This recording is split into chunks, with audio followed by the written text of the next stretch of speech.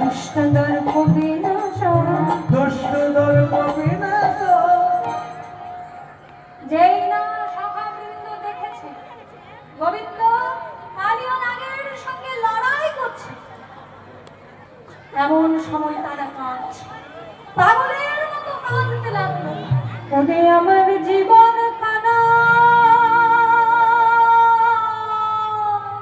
জীবনে কানা আজ মা যশোদা বলরাম দাদা আসেনি বলে আমাদের উপর তোর জন্য দায়িত্ব দিয়েছে, আর আজকের দিনে তুই কালীয় নাগ দমন করবি। কালীয় নাগ দমন করবি, আর তো কোনোদিন মা যশোদা আমাদের বিশ্বাস করতে পারে না, আর কোনোদিন আমাদের মা যশোদা বিশ্বাস করবে না। আমরা কি বলে যাই ঘরে, কি বলিব যশোদা ওরে কানাই কি বলে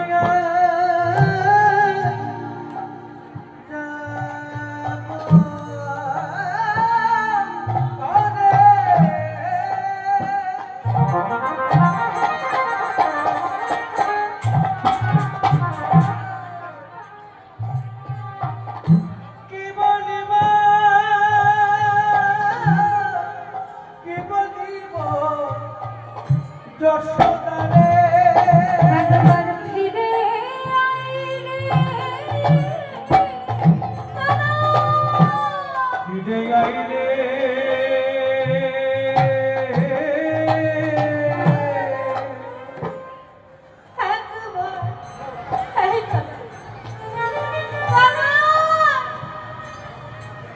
একবার ফিরে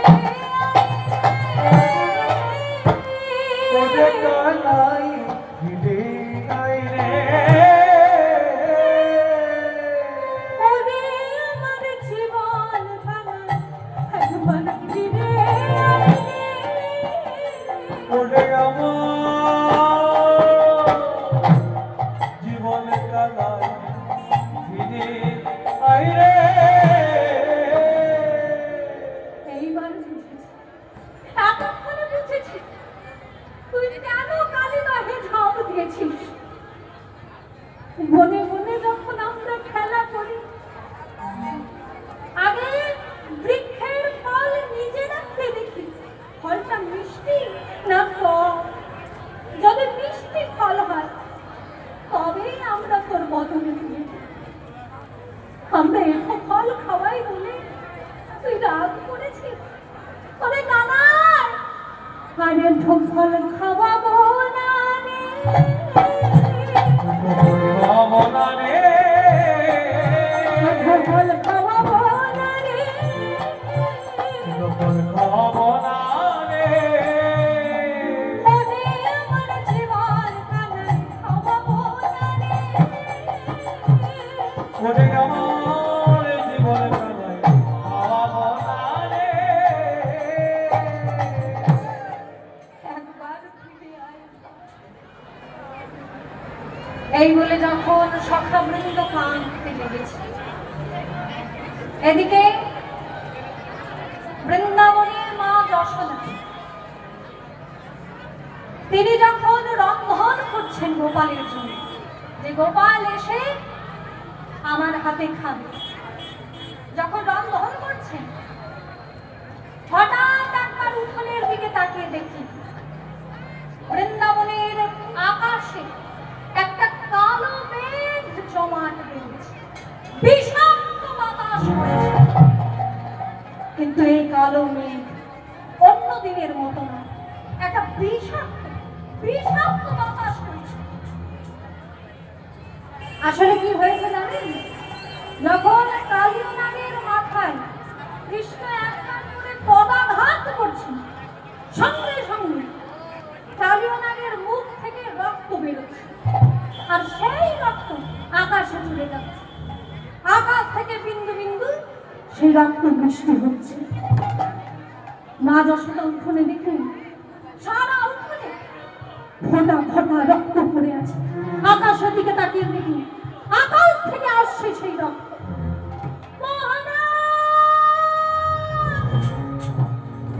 জীবনে কোনোদিন দেখিনি রক্ত বৃষ্টি। এই দেখুন, এই দেখুন আজকে রক্ত বৃষ্টি হচ্ছে। আমার গোপাল বসে গেছে।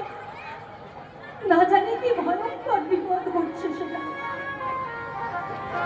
দিবসে আধার বকুল নগর, দিবসে আধার বকুল নগর, দিবসে আধার বকুল নগর, সাধুর কথায় মরি।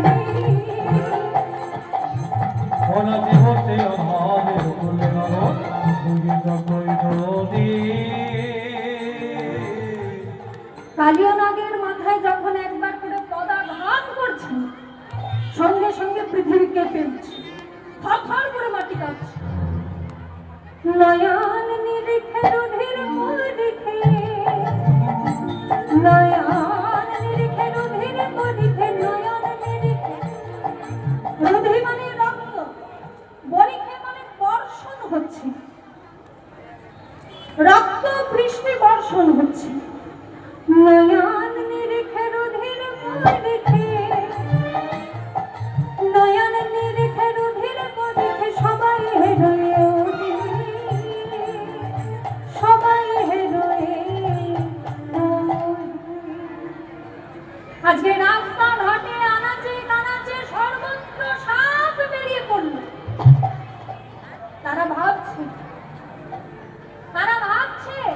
আমাদের প্রভু যদি একবার দমন হয়ে যায়, আমাদের আর কোনো স্থান নেই। এই বৃন্দাবন পরিত্যাগ করে আমাদের চলে যেতে হবে। তাই সর্বত্র আজকে সাপ বেরিয়ে পড়েছে। সাপ বেরিয়ে পড়েছে। যশোদা বলছে, মহারাজ, গোপাল জন্মানোর পর থেকে আমার কষ্টের শেষ নেই। যতদিন গোপাল হয়নি ততদিন লোকের কাছে শুনতাম যশোদার বোধ হয় ছেলে মেয়ে হবে, ছেলে মেয়ে হবে না, ছেলে মেয়ে হবে না। এই কথা শুনতে শুনতে কান পচে গেছিল। ভাবলাম একটা ছেলে হলে ভালো হতো। কিন্তু যখন গোপাল আমার করবে, আমার জ্বালা যন্ত্রণা আরো শতগুণে বেড়ে গেল। আগে দামি দামি কাপড় দেখলে ভালো লাগতো, সোনার থালায় খেতে ভালো লাগতো, কিন্তু এখন গোপাল হবার পর আর কিচ্ছু ভালো লাগে না। অপুত্রক হইয়া অপুত্রক হইয়া মন্দির লইয়া। যখন পুত্র হয়নি আমি বেশ সুখেই ছিলাম। অপুত্রক হইয়া মন্দির লইয়া, অপুত্রক হইয়া মন্দির আছে তো পরম সুখে। অপুত্রক হইয়া মন্দির আছে তো পরম সুখে। পুত্র হইয়া যখনই জনমী শেল দিয়া গেল বুকে।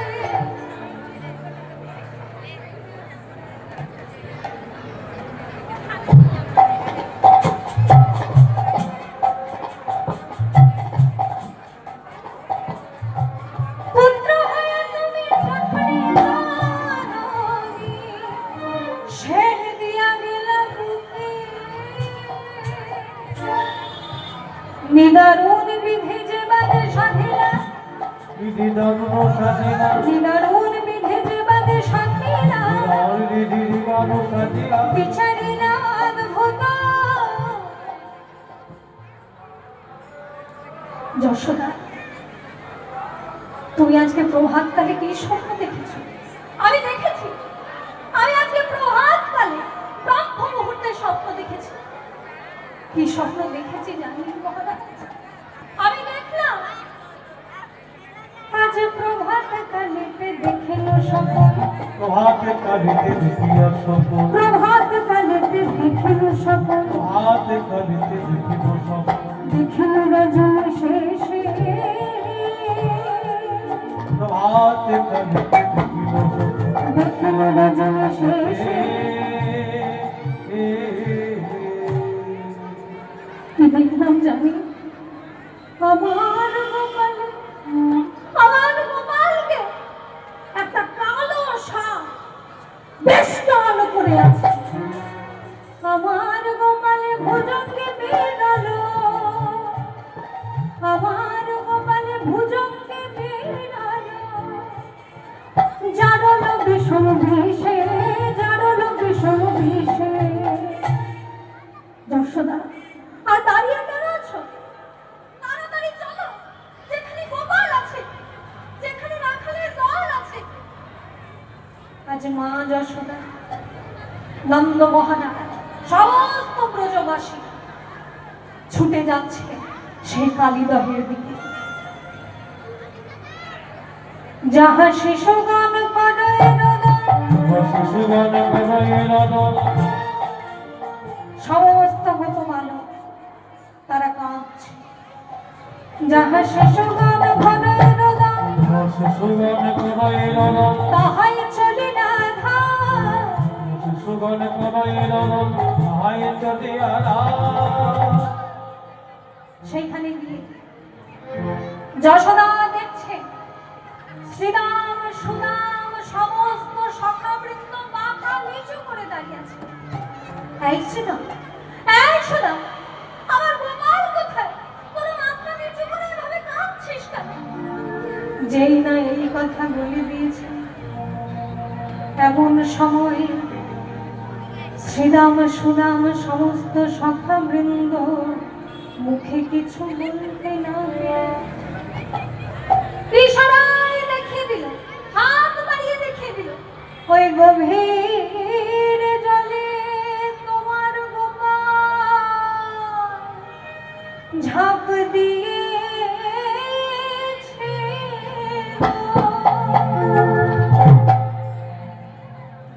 যেই না এই ইঙ্গিত পেলেন যশোদা, যেই না এই ইঙ্গিত পেলেন এমন সময় গোপাল গোপাল বলে চিৎকার করছে আর কালীদহের দিকে ছুটে যাচ্ছে।